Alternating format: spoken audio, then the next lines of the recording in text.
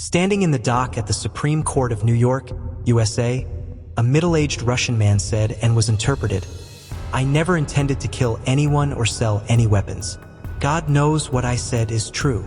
The New York judge announced that this man must serve a 25-year prison sentence for indirectly causing the deaths of millions of people. This is the Lord of War or Merchant of Death Viktor Bout, a notorious criminal of the Mafia Underworld.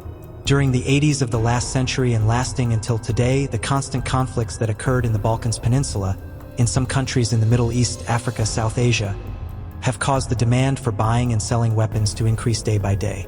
Besides legal transactions between countries, there are countless black market transactions whose buyers are often extreme nationalist groups or terrorist organizations. Among the most notorious arms mafia bosses in the world, Viktor Bout is a name that cannot be ignored. He operates 60 transport planes carrying guns and ammunition to countries, terrorist organizations, and political factions.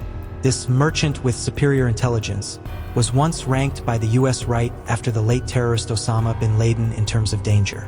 His real name is Viktor Anatolyevich Bout, born on January 13, 1967 in a village near Dushanbe, Tajikistan, Soviet Union, formerly.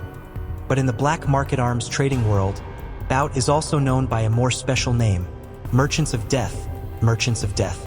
After graduating from the Moscow Military Academy of Foreign Languages, Soviet Union, with the ability to read and speak 6 languages fluently, including Iranian and Esperanto, which Bout studied at the age of 12, he served in the Soviet Army as a translator with the rank of lieutenant. In late 1987, Bout arrived in Angola, Africa. Before that, a civil war had broken out between the Popular Movement for the Liberation of Angola, MPLA, the National Union for the Total Independence of Angola, UNITA, and the Angolan National Liberation Front, FNLA, in which UNITA and the FNLA were supported by Zaire, the United States, and South Africa, while the MPLA was supported by the Soviet Union. During his time in Angola, Viktor Bout was known as a lieutenant colonel who operated cargo flights to Angola. When the Soviet Union and other socialist countries collapsed, Bout was discharged from the army. Like many other Russians, he became a trader of popular items in Russia at that time, such as jeans, beer, Coca-Cola soft drinks, but after a short time, Bout realized his opportunity. When the Soviet bloc's weapons reserves were in a state of anarchy, officers and soldiers, due to unpaid salaries, were willing to sell everything they could if there was a buyer.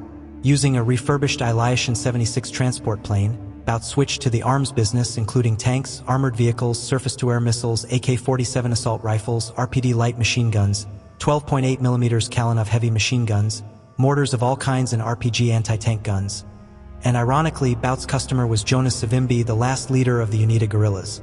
In addition, Viktor Bout also supplied weapons to Charles Taylor, the Liberian dictator, in exchange for precious stones, to Colonel Gaddafi in Libya in exchange for oil, and especially during the civil war in Sierra Leone, Viktor Bout's guns and ammunition killed 150,000 people. Explaining this, Bout said, "You may think I am a trafficker of murderous goods, but in fact, if I did not do it, someone else would." Brian Johnson Thomas, a United Nations weapons inspector, when meeting Viktor Bout in a hotel bar in Congo in 1996, told Bout, "Your plane brings guns for people to use to commit human rights violations." In response, Bout said, "Strange. In fact, I only provide logistical support." In 1995, Viktor Bout received a phone call from a talaps, a term used for Sunni Muslim clerics, from an area on the border between Pakistan and Afghanistan. During the conversation, the caller said that Taliban leader Mullah Omar wanted to meet him. "I knew the Taliban hated me because I flew for the Afghan government, but once Mullah Omar officially invited me, I knew they needed me," Bout said. At this time, the Taliban controlled most of Afghanistan, and Mullah Omar asked Viktor Bout to provide his forces with 30 tons of weapons. The request was quickly fulfilled. Over 2 months and 45 flights, Viktor Bout delivered a lot of guns and ammunition to Afghanistan, helping the Taliban capture the capital Kabul. Ironically, when the Northern Alliance was formed, led by Massoud with the goal of overthrowing the harsh rule of the Taliban in Afghanistan, Viktor Bout himself sold weapons to this alliance.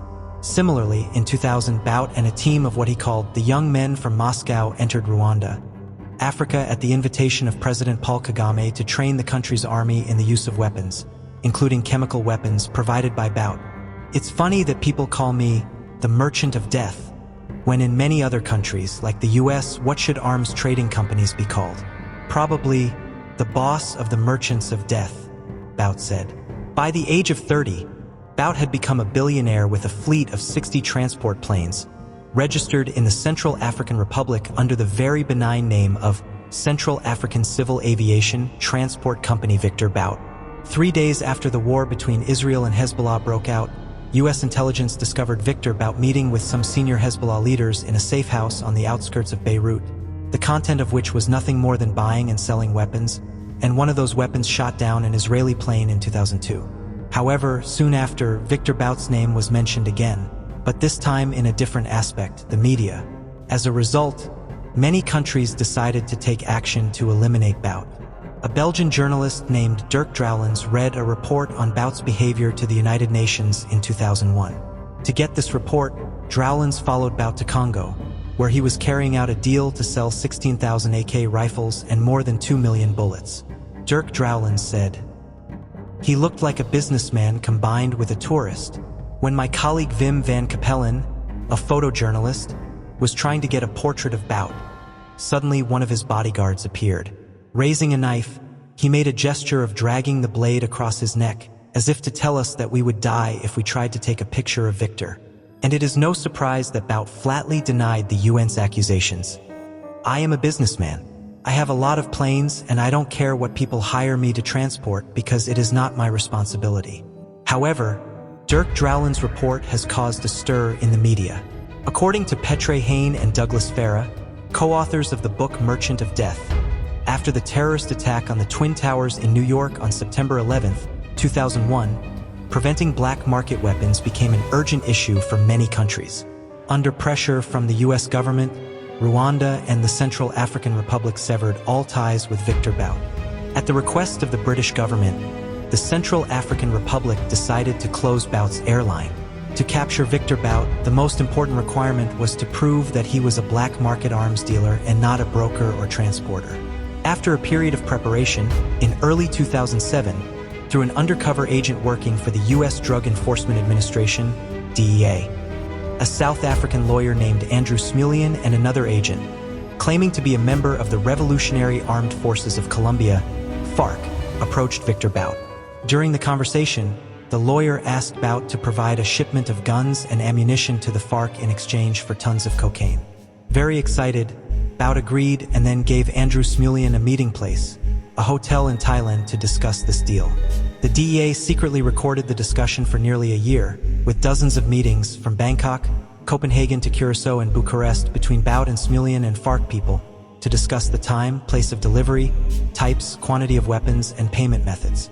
After having enough evidence to prove that Viktor Bout committed to providing FARC with 6,000 guns including submachine guns, medium machine guns and heavy machine guns, including mortars, millions of bullets, tens of thousands of grenades and 100 Igla anti-aircraft missiles, all of which would be parachuted into FARC-controlled territory.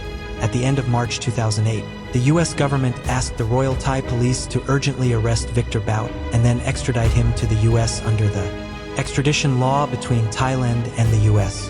Russia calls Thai court's decision to extradite politically motivated, warns that some U.S. officials will be denied visas to enter Russia. In 2010, the Manhattan Federal Court opened a trial for Viktor Bout on charges of smuggling weapons for the Revolutionary Armed Forces of Colombia, FARC, to use against U.S. citizens and officials assisting the Colombian government in the war on drugs. On April 5, 2012, with the appearance of witness lawyer Andrew Smulian, Viktor Bout was sentenced to 25 years in prison. At the trial, Bout refuted the arguments put forward by the prosecution against him. "If you are going to apply your standards to me, you should also put all the companies that sell weapons in the U.S. in jail." Defending Viktor Bout, his lawyer said, "Until his arrest, my client never said that he was selling weapons to kill Americans, but that a member of the FARC told him so." After being sentenced, Viktor Bout was transferred to the penitentiary in Marion, Illinois. And although there is no extradition treaty between the U.S. and Russia, just over a year later, Viktor Bout was returned to Russia. Finally, on December 8, Viktor Bout, 55 years old, was returned to Russia by the US after more than a decade in detention and less than half of his sentence in a one-for-one prisoner exchange, in exchange for women's basketball star Brittany Griner, who was imprisoned in Russia. A plane carried Bout from Abu Dhabi, United Arab Emirates, where the prisoner exchange took place, to Moscow the same day. Here, he lived in poverty because all his assets in foreign banks were frozen. Viktor Bout made a living by trading reindeer and brick stoves. In an interview with a Russian radio station, Viktor Bout said he was just a scapegoat in the war on terror, and in an interview published in the New York Times under the title Arms and Man, Viktor Bout said, "It was strange to wake up on the afternoon of September 11th, the day of the New York Twin Towers terrorist attack, and see my name second only to Osama bin Laden, while I was a businessman with very normal business deals." Thank you so much for watching. Don't forget to like, share, and subscribe if you enjoyed the content. And as always, feel free to leave your thoughts in the comments below. See you in the next one.